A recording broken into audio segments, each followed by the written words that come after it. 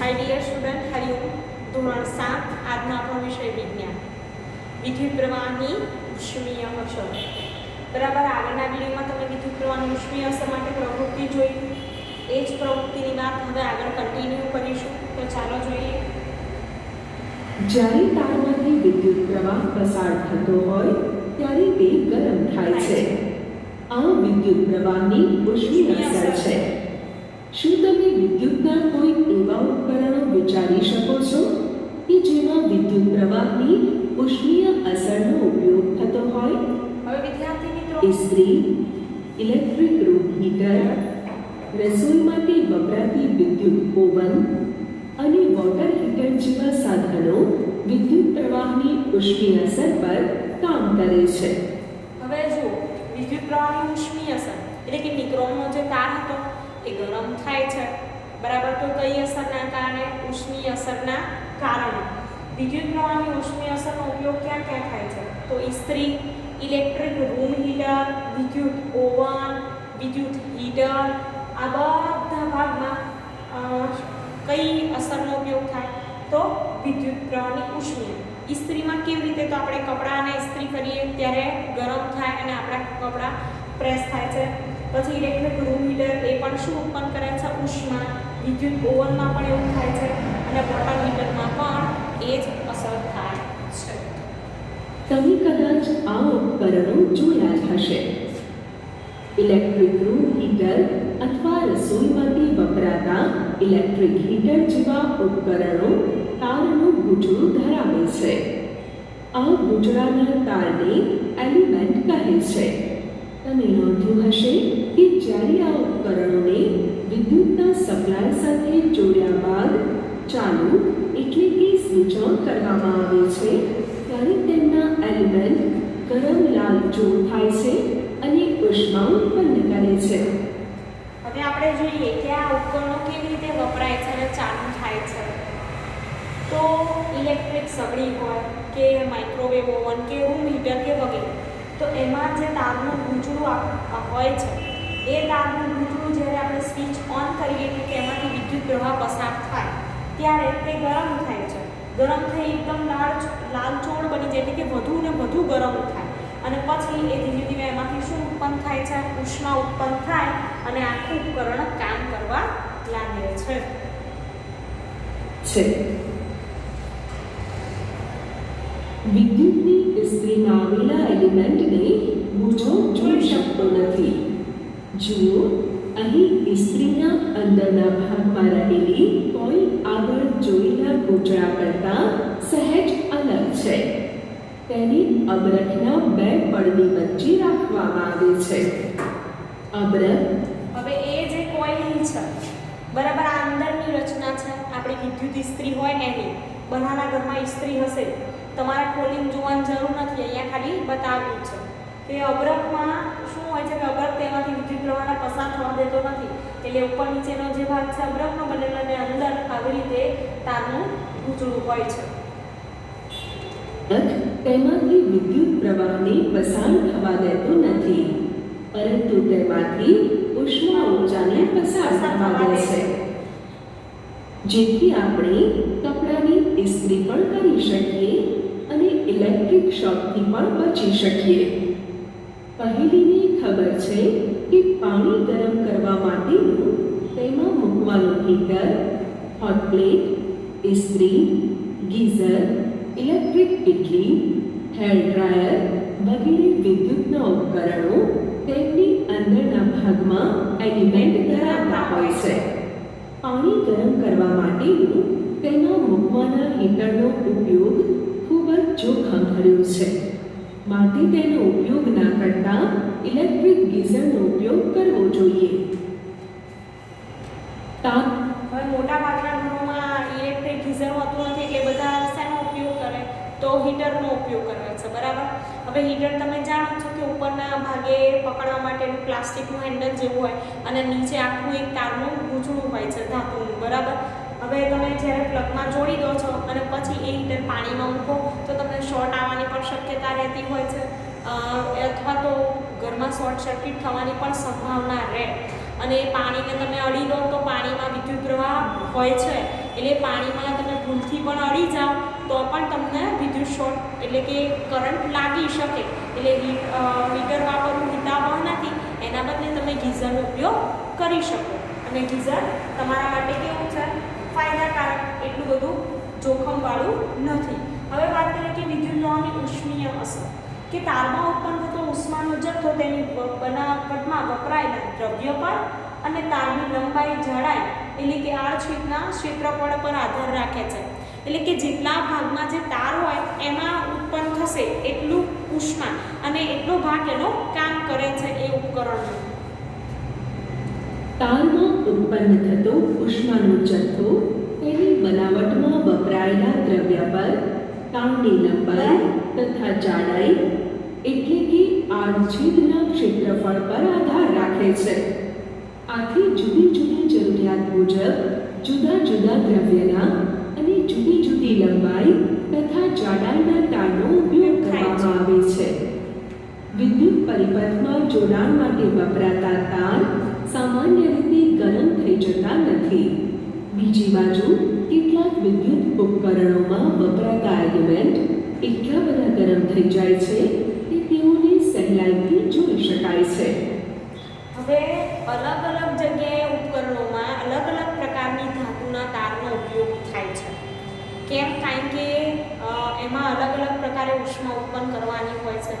ઘણી જગ્યાએ એવા ઉપકરણો હોય કે જેમાં ખૂબ ઝડપથી ઉષ્મા ઉત્પન્ન કરી અને ખૂબ ઝડપથી કામ કરવાનું હોય, જ્યારે અમુક સાધનો એવા હોય કે ધીમે ધીમે ગરમી ઉત્પન્ન કરે અને પછી કામ કરે. બરાબર? જેમ કે ઇસ્ત્રી જુઓ, ઇસ્ત્રીમાં આપણે સ્વિચ ઓન કરીએ તો પહેલાં ધીમે એમાં ઓપ્શન આપેલા હોય છે કે વધારે ગરમ, ઓછું ગરમ. બરાબર? હવે તો ઇસ્ત્રીમાં કપડાનું પણ ઓપ્શન આપેલું હોય કે કયા પ્રકારના છે, કોટન છે કે રેશમી છે, એવી રીતે. કેમ એવું? કારણ કે જો એક સાથે વધુ વિદ્યુત પ્રવાહ પસાર થઈ જાય અને ઉષ્મા ઉત્પન્ન થાય તો આપણું કપડું છે બળી પણ જાય. એવું ના થાય એટલા માટે અલગ અલગ પ્રકારના ઓપ્શન. એમ અહીંયા પણ અલગ અલગ પ્રકારના દ્રવ્યના બનેલા તારનો ઉપયોગ થાય છે જેથી જે પ્રમાણે ઉષ્મા જોઈતી હોય એ પ્રમાણે મેળવી શકાય. હવે અહીંયા જો આ તાર છે એ કેવો છે, ખૂબ ઝડપથી ગરમ થઈ ગયો છે અને આપણે જોઈ શકીએ છીએ. ઘણા તારમાં એવું હોય કે આપણે નરી આંખે જોઈ ન શકીએ, ખાલી ઉપકરણ કામ કરે ત્યારે આપણને ખબર પડે કે અંદરનો જે ભાગ છે ગરમ થયો છે અને ઉપકરણ છે કાર્ય કરી રહ્યું છે.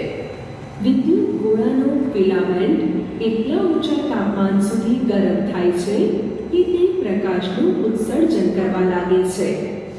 જો તારમાંથી ઘણો વિદ્યુત પ્રવાહ પસાર થાય તો તાર એટલો બધો ગરમ થઈ શકે છે કે તે પીગળી તેમજ તૂટી પણ જાય. શું તારનું પીગળી જવું કે તૂટી જવું શક્ય છે ખરું? હવે જો અહીંયા વાત કરીએ કે વિદ્યુત પ્રવાહ વધી જાય વધારે પ્રમાણમાં તો શું થાય? ફિલામેન્ટમાં પાતળો તાર હોય છે, આપણે જાણીએ છીએ. એ તાર આવી રીતે પીગળી પણ જાય અને તૂટી પણ જઈ શકે છે. તો શું આ શક્ય છે ખરું? તો હા. ચાલો આપણે તે ચકાસીએ. પ્રવૃત્તિ: આપણે આગળ બનાવેલો વિદ્યુત પરિપથ ફરીથી બનાવો. જો કે તેમાં વિદ્યુત કોષને સ્થાને 4 વિદ્યુત કોષ ધરાવતી બેટરી અથવા બજારમાં મળતી 9 વોલ્ટની અહીં બતાવેલ બેટરીનો ઉપયોગ કરો.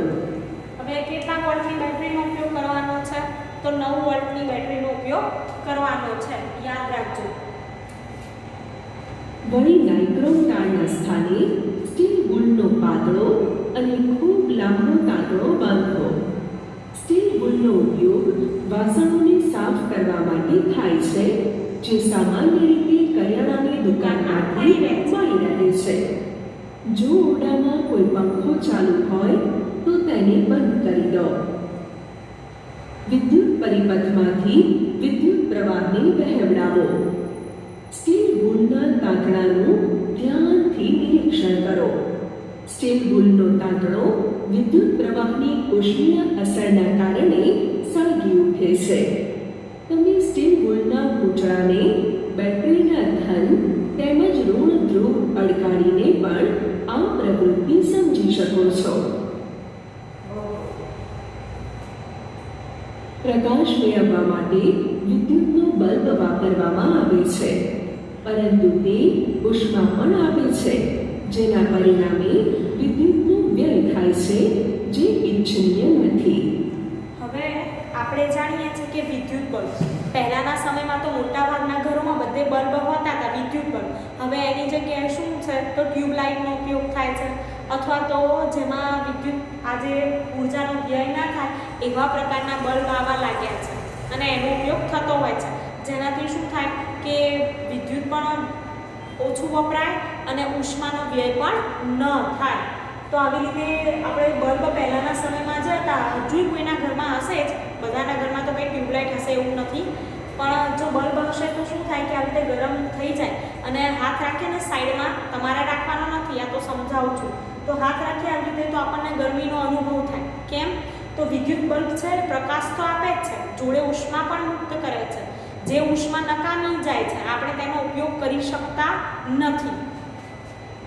હવે પરિણામે વિદ્યુતનો વ્યય થાય, જે ઇચ્છનીય નથી.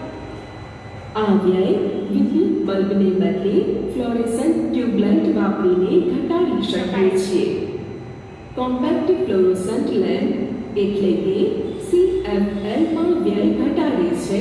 હવે મોટા ભાગના ઘરોમાં આવા હોય છે, એનું નામ છે કોમ્પેક્ટ ફ્લોરોસન્ટ લેમ્પ, CFL, બરાબર.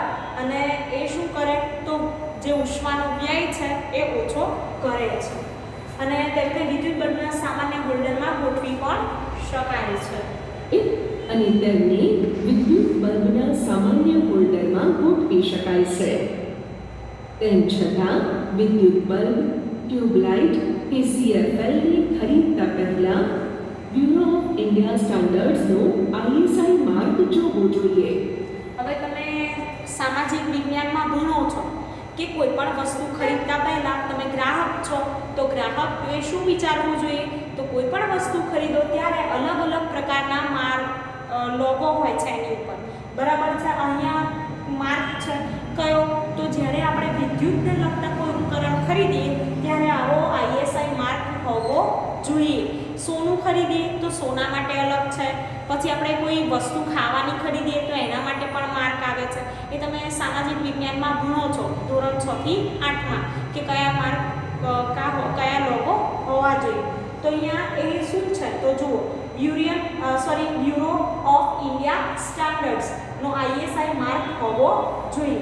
વિદ્યુત બલ્બ હોય, ટ્યુબલાઇટ હોય કે CFL હોય. હકીકતમાં કોઈ પણ વિદ્યુત ઉપકરણની ખરીદી કરતા પહેલા તેના પર ISI માર્ક હોવાનું ચકાસી લેવું જોઈએ. વિદ્યુત ઉપકરણ વાપરવા માટે સલામત છે અને ઉર્જાનો વ્યય ઓછામાં ઓછું કરે છે તેની ખાતરી ISI માર્ક આપે છે. ખાસ પ્રકારની ધાતુમાંથી એવા તાર બનાવવામાં આવે છે કે જેઓ તેમાંથી મુક્ત વિદ્યુત પ્રવાહ પસાર થતાં તરત જ પીગળીને તૂટી જાય છે. આવા તાર વિદ્યુતના ફ્યુઝ બનાવવા માટે વપરાય છે. હવે ફ્યુઝ જોવા મળશે. આપણું જે મીટર હોય, બરાબર. હવે તો ઇલેક્ટ્રિક મીટરમાં અલગ અલગ પ્રકારની રચના હોય છે, પણ પહેલાંના સમયમાં ફ્યુઝનો ઉપયોગ થતો હતો. ટ્યુબલાઇટ હોય તો ટ્યુબલાઇટમાં પણ ફ્યુઝનો ઉપયોગ થતો હતો. હવે તો ફ્લોરોસન્ટ ટ્યુબલાઇટ આવી ગઈ એટલે એમાં ફ્યુઝ અંદરની સાઈડ આપણે જોઈ ના શકીએ, પણ જ્યારે જૂના ઉપકરણો હશે એમાં આવો ફ્યુઝ વપરાય કે ફ્યુઝ ઉડી ગયો એવું કહેવાય, પણ ફ્યુઝ નથી ઉડી જતો, એનો જે તાર હોય એ પીગળી જાય છે વિદ્યુત પ્રવાહ વધી જવાના કારણે. અને પછી આપણે ફ્યુઝ બદલીએ એવું વાક્ય વાપરતા હોઈએ કે ફ્યુઝ બદલી કાઢવો પડશે. તો એમાં ફ્યુઝમાં આપણે શું કરીએ છીએ કે આ જે તાર હોય એ તાર આપણે બદલી દઈએ છીએ. એ તારની સ્થાને નવો બીજો પાતળો તાર ત્યાં લગાવી દેવામાં આવતો હોય છે. ફ્યુઝનું કામ શું છે તો જ્યારે વિદ્યુત પ્રવાહ વધી જાય તો ફ્યુઝનો તાર પીગળી જાય છે. પીગળી જવાથી આપણા ઘરના ઉપકરણો બધા બંધ થઈ જાય, જેથી આપણને થતું જે ઘરનું નુકસાન છે ઉપકરણોનું એ અટકી જાય છે. જો ફ્યુઝમાં તાર પીગળે નહીં, વિદ્યુત પ્રવાહ ઘરમાં બધા સાધનોમાં વહી જાય તો શું થાય? તો ટીવી, એસી, ફ્રીજ કે લાઇટ, પંખા બધું બંધ થઈ જાય. બરાબર. તો તમારે યાદ રાખવાનું ફ્યુઝની રચના આપણે આવશે ભણવાની. બધા જ બિલ્ડિંગોમાં, બધા જ વિદ્યુત પરિપથોમાં ફ્યુઝ ગોઠવાયેલા જ હોય છે. વિદ્યુત પ્રવાહને વિદ્યુત પરિપથમાં સલામતીપૂર્વક વહેવા માટેની મહત્તમ મર્યાદા હોય છે. હવે આ ચેપ્ટરમાં તમારે ફ્યુઝે ભણવાનું છે ને એમસીબી ભણવાનું છે. બરાબર, એમસીબી એટલે શું? તો આપણા વર્ગખંડમાં તમે જ્યારે શાળામાં આવતા હતા તો આપણા સ્કૂલમાં બધી જગ્યાએ ક્લાસમાં એમસીબી છે. બરાબર, સ્વિચ છે, ઉપર નીચે કરીને તમે પાડી શકો છો. તો ફ્યુઝની રચના ભણીશું, જોડે એમસીબીની એ કે ફ્યુઝનું તો મેં તમને કીધું, પણ એમસીબી એ શું છે? તો એની જાતે જ્યારે વિદ્યુત પ્રવાહ વધી જાય ને તો એની જાતે જ સ્વિચ બંધ થઈ જાય. બરાબર, એટલે આપણને ખબર પડી જાય, આપણું ઘરના ઉપકરણો બંધ થઈ જાય કે કંઈક પ્રોબ્લેમ છે અને આપણા ઉપકરણો પણ સહી સલામત રહે. જો અકસ્માતે સલામત મર્યાદા કરતાં વિદ્યુત પ્રવાહ વધી જાય તો વિદ્યુતનું વહન કરતા તાર વધુ પડતા ગરમ થઈને સળગવા પણ લાગે. જો વિદ્યુત પરિપથમાં યોગ્ય ફ્યુઝ લગાવેલો હોય તો તે ઉડી જાય અને પરિપથમાં વિદ્યુત પ્રવાહ બંધ કરી દે છે. આથી ફ્યુઝ એ એવી સલામત રચના છે કે જે વિદ્યુત પરિપથમાં થતા નુકસાન અને શક્ય એવી આગની ઘટનાને અટકાવે છે. જુદા જુદા હેતુઓ માટે જુદા જુદા પ્રકારના ફ્યુઝ વપરાય છે. સાવચેતી: વિદ્યુતની મેઇન લાઇનમાં રહેલા ફ્યુઝને જાતે તપાસવા માટે પ્રયત્ન કરવો જોઈએ નહીં. જો કે તમે વિદ્યુતના સાધનોને રિપેર કરતી દુકાનમાં જઈને બળી ગયેલા ફ્યુઝ તથા નવા ફ્યુઝની સરખામણી કરો તે જ યોગ્ય છે. વિદ્યુત પરિપથમાં વધુ પડતો વિદ્યુત પ્રવાહ વહેવાનું એક કારણ વાહક તારોનો થતો સીધો પરસ્પર સંપર્ક છે. જ્યારે વાયરો પર રહેતું અવાહક સ્તર ઘસારાને કારણે નીકળી જાય છે ત્યારે આવું બની શકે છે, જે શોર્ટ સર્કિટની ઘટના સર્જે છે. જ્યારે એક જ વિદ્યુતના સોકેટમાં ઘણા ઉપકરણો જોડવામાં આવે છે ત્યારે તે વિદ્યુત પ્રવાહ વધી જવા માટેનું બીજું કારણ બને છે, જે વિદ્યુત પરિપથમાં ઓવરલોડિંગ ઉત્પન્ન કરે છે. તમે ન્યૂઝપેપરમાં ઓવરલોડિંગ તથા શોર્ટ સર્કિટને કારણે આગ લાગવાના બનાવો વાંચ્યા થશે. હાલમાં ફ્યુઝના સ્થાને મિનિએચર સર્કિટ બ્રેકર એમસીબીનો વપરાશ વધવા લાગ્યો છે. આ ખાસ પ્રકારની સ્વિચ એટલે કે વિદ્યુત કળ છે, જે વિદ્યુત પરિપથમાં વિદ્યુત પ્રવાહ સલામત મર્યાદા કરતાં વધી જાય ત્યારે ઓટોમેટિક બંધ એટલે કે ઓફ થઈ જાય છે. તમે તેને ચાલુ એટલે કે ઓન કરો ત્યારે ફરીથી વિદ્યુત પરિપથ પૂર્ણ થાય છે. એમસીબી પર પણ આઈએસઆઈની નિશાની જોવી જરૂરી છે. સાવચેતી: આઈએસઆઈ માર્કવાળા ચોક્કસ ઉપયોગ માટે ખાસ પ્રકારના બનાવેલા યોગ્ય ફ્યુઝનો જ હંમેશા ઉપયોગ કરવો જોઈએ. ફ્યુઝમાં ગમે તે તાર કે ધાતુની પટ્ટીનો ઉપયોગ ક્યારે પણ કરશો નહીં. વિદ્યુત પ્રવાહની ઉષ્મીય અસર આપણે જોઈ અને તેને આપણા ફાયદા માટે કેવી રીતે વાપરીએ છીએ તે પણ આપણે શીખ્યા. શું તમે વિદ્યુત પ્રવાહની બીજી કોઈ અસર વિશે જાણો છો? ચાલો જોઈએ આગળ. વિદ્યુત પ્રવાહની ચુંબકીય અસર. પ્રવૃત્તિ: વપરાઈ ગયેલી દિવાસળીની પેટીમાંથી અંદરનું ખાનું કાઢો. હવે તેની ઉપર તાંબાના વિદ્યુત તારના થોડા આટા લપેટો. ખાનાની અંદરના ભાગમાં નાની હોકાયંત્રની ડબી મૂકો. તારના બંને છેડાનું કળ તથા વિદ્યુત કોષ સાથે જોડાણ કરો. હવે હોકાયંત્રની સોય કઈ દિશામાં સ્થિર છે તેની નોંધ કરો. હોકાયંત્રની સોયની નજીક ગજન ચુંબક લાવીને જુઓ કે શું થાય છે. હોકાયંત્રની નજીક ગજન ચુંબક લાવતા હોકાયંત્રની સોય ચુંબકના ધ્રુવને અનુરૂપ આવર્તન પામે છે. હવે ગજિયા ચુંબકને દૂર મૂકી દો અને હોકાયંત્રની સોયને ધ્યાનથી જોતા જોતા કળને ઓન સ્થિતિમાં લાવો. તમે શું જોયું? તમે જોશો કે કળને ઓન સ્થિતિમાં લાવતા જ હોકાયંત્રની સોય આવર્તન પામે છે. હવે કળને ઓફ સ્થિતિમાં લાવો. જુઓ, કળને ઓફ સ્થિતિમાં લાવતા જ હોકાયંત્રની સોય તેની મૂળભૂત સ્થિતિમાં આવી જાય છે. પ્રયોગનું પુનરાવર્તન કરો. આ પ્રયોગ શું દર્શાવે છે? આપણે જાણીએ છીએ કે હોકાયંત્રની સોય પોતે નાનકડું ચુંબક છે જે ઉત્તર દક્ષિણ દિશા દર્શાવે છે. જ્યારે તેની નજીક આપણે ચુંબક લાવીએ છીએ ત્યારે તેની સોયનું આવર્તન થાય છે. આપણે પણ જોઈ ગયા કે જ્યારે તેની નજીક રહેલા તારમાંથી વિદ્યુત પ્રવાહ પસાર થાય છે ત્યારે પણ હોકાયંત્રની સોય આવર્તન અનુભવે છે. આ બંને અવલોકનો પરથી તમે શું નિષ્કર્ષ પર આવ્યા? ઉપરના અવલોકનો પરથી આપણે કહી શકીએ કે જ્યારે તારમાંથી વિદ્યુત પ્રવાહ પસાર થાય છે ત્યારે તાર ચુંબક તરીકે વર્તે છે.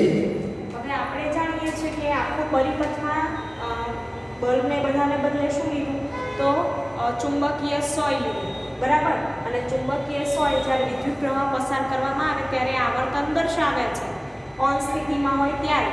હવે જો પરિપથ ખુલ્લો હોય તો શું થાય કે ઓફ સ્થિતિ થાય અને એમાં ચુંબકીય સોય આવર્તન દર્શાવતી નથી. તો કેમ એવું થયું? જ્યારે તારમાંથી વિદ્યુત પ્રવાહ પસાર થાય ત્યારે તાર પણ શેના તરીકે વર્તે છે? એક ચુંબક તરીકે વર્તે છે.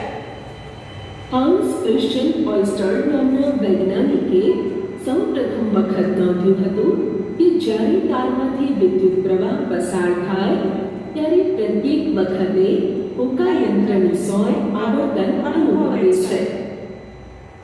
આથી જ્યારે તારમાંથી વિદ્યુત પ્રવાહ પસાર થાય છે ત્યારે તે ચુંબક તરીકે વર્તે છે. હવે કયા વૈજ્ઞાનિકનું નામ છે? હાન્સ ક્રિશ્ચિયન ઓયસ્ટર, કે જ્યારે તારમાંથી વિદ્યુત પ્રવાહ પસાર થાય ત્યારે હોકાયંત્રની સોય આવર્તન અનુભવે અને જ્યારે તારમાંથી વિદ્યુત પ્રવાહ પસાર થાય ત્યારે તે ચુંબક તરીકે વર્તે છે. આ શું છે? તો વિદ્યુત પ્રવાહની ચુંબકીય અસર. સમજી તો ગયા, પણ વ્યાખ્યા લખવાની થાય ત્યારે આવડતી નથી. તો તમારે વ્યાખ્યા આવી રીતે નોટબુકમાં લખવાની છે. જે વિદ્યુત પ્રવાહની ચુંબકીય અસર છે. વાસ્તવમાં ચુંબક બનાવવા માટે વિદ્યુત પ્રવાહનો પણ ઉપયોગ થાય છે. તમને આ બધું આશ્ચર્યજનક લાગે છે ને? તો ચાલો આપણે પ્રયત્ન કરી જોઈએ.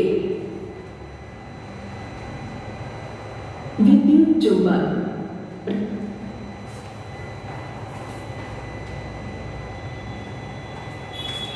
તો વિદ્યાર્થી મિત્રો, આપણે આ વિડીયોમાં જોયું કે વિદ્યુત પ્રવાહની ઉષ્મીય અસર, કેવી રીતે કામ કરે ઉપકરણો, ક્યાં ક્યાં ઉપયોગ થાય. એ ઉપરાંત વિદ્યુત પ્રવાહની ચુંબકીય અસર કે જેમાં આપણે ચુંબકીય સોય આવર્તન દર્શાવે છે અને ચુંબકીય સોય પણ વિદ્યુત ચુંબક તરીકે કામ કરે છે. એના વિશે માહિતી મેળવી ચૂક્યા. વિદ્યુત ચુંબક વિશેની માહિતી આપણે આગળના વિડીયોમાં જોઈશું. Thank you.